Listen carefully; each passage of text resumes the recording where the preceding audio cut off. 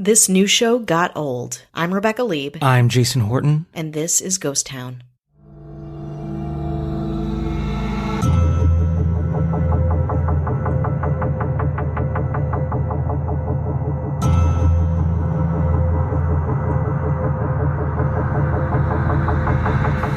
Hi, I'm Steve Morton.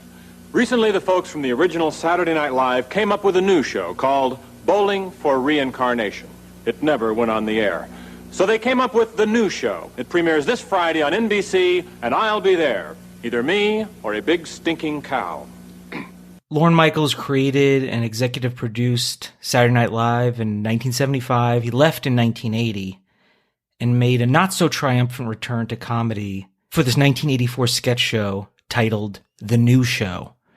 So that was this time where Lorne Michaels was, I don't know, he's at odds and somebody else took over. That didn't go well on that end. But then he was like, I can just do this again. Just called The New Show. Yeah. And it did not do well. That's wild because when you think of Lorne Michaels, you think so much of his allegiance to SNL and vice versa. So the idea that he just like left from conflict, created another show so easily, like after 2 years? About 4 years, yeah. 4 So years. it's 1980, well, probably, started in 1983, kind of putting this together. Yeah. And was like, I still have goodwill and connection. And he still does. I mean, don't get me wrong, and he was like, I'll just do it again. Wild. So according to Vulture, in late 1983, NBC announced its commitment to 13 episodes of The New Show. Lorne Michaels returned to TV.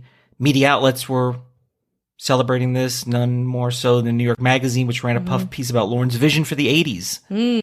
The New Show would succeed, was considered a given.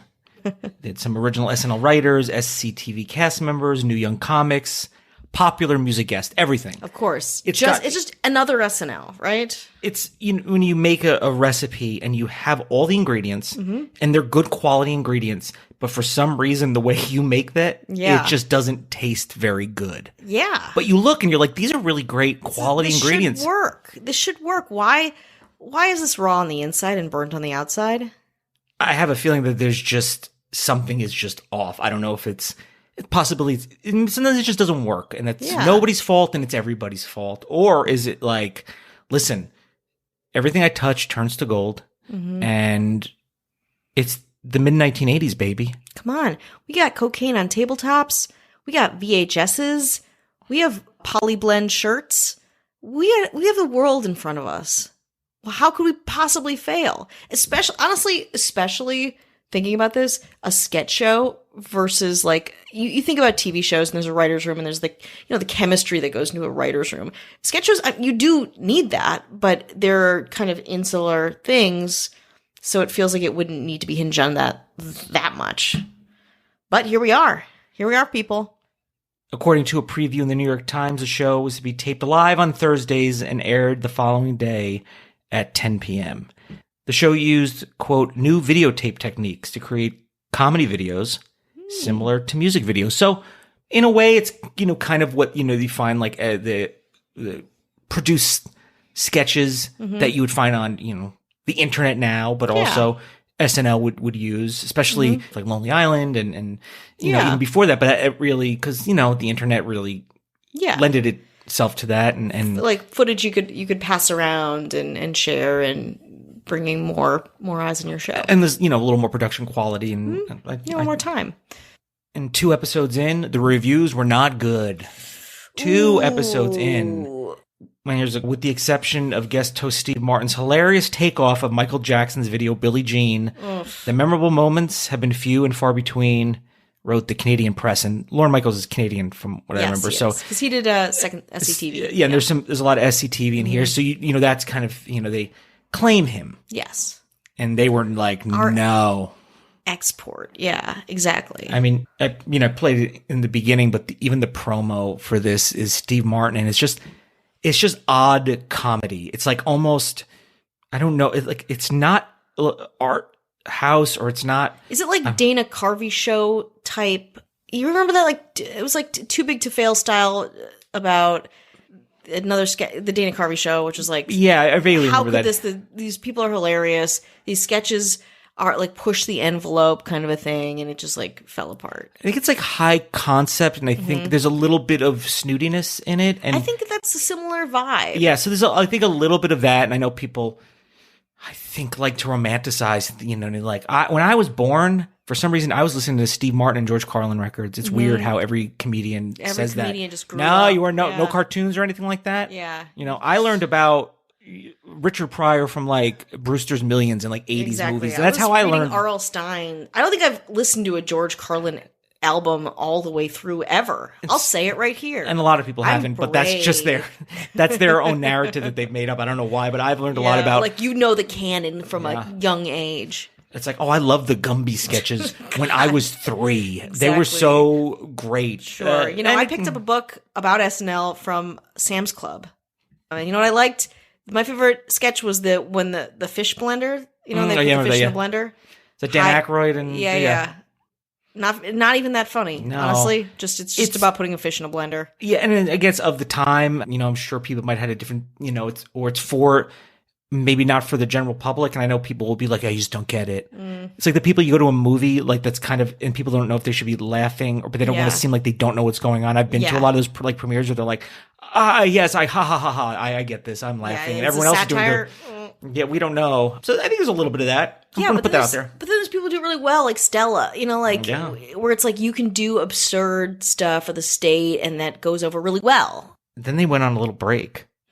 Critics have said they found little to laugh about and have complained the show's sketches are long and drawn out. The show is sitting in the ratings cellar. The ratings cellar? I don't know. It's kind of nice and cool down there, I guess. Here's a couple. I was going to do a little name dropping. January 6, 1984. Steve Martin, Jeff Goldblum, Catherine O'Hara. Damn. Not bad. Musical group, New Edition. Love it. Hello. And, music, you got Billie Jean music video takeoff, Teacher's Lounge, and talent show tryouts. Statement principles for the new show. It's stuff like that that's kind of like a manifesto for the show. Yeah, it's like its own asshole. Just like chill. Just how about be funny? Yeah. Here's the next episode, for example, January 13th, 1984. John Candy, Carrie Fisher. Damn! Musical guest, Paul Simon, who is New York. Yeah. And they did sketches like Ruth Gordon and Orson Welles. Oh, okay. Why don't you check on the baby? Mountain Mike. These sound really shitty. Time Truck.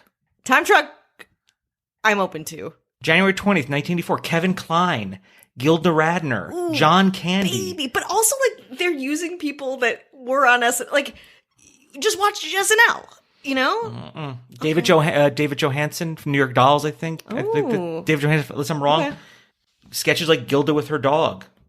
Good mailman, bad mailman. Could be funny. If it's a good cop, bad cop. You love that's right in your I love that. Wheelhouse. It's have to be both good mailmen. They play it safe. Okay, that's good. February 3rd, 1984, Raul Julia, Penny Marshall. Musical guest, Randy Newman. And how about Penny Marshall does breakdancing with the dynamic breakers? That seems dated. February 10th, 1984, episode 5, Randy Quaid, Dennis Quaid. The Quaids! Catherine O'Hara. She's back. Catherine O'Hara is on the first episode and the third episode. Fifth episode. Still, there's more famous people than that. Musical guest, John Cougar Mellencamp. Ooh, baby. And as far as sketches, no information. I'm getting no information. Admittedly, it got too stupid even for them to list. The new show lasted 9 episodes from January 6th to March 23rd, 1984. It was at the literal bottom of the ratings, despite having beloved SNL alum Gilda Radner and Steve Martin. It was high on concept and low on laughs, like us. And Lorne Michael's returned to SNL in 1985 and remains executive producer. To this day. It's a real Cinderella story for him, not for the show. I want to see good podcast, bad podcast as a sketch. Well, you're hearing bad podcasts, so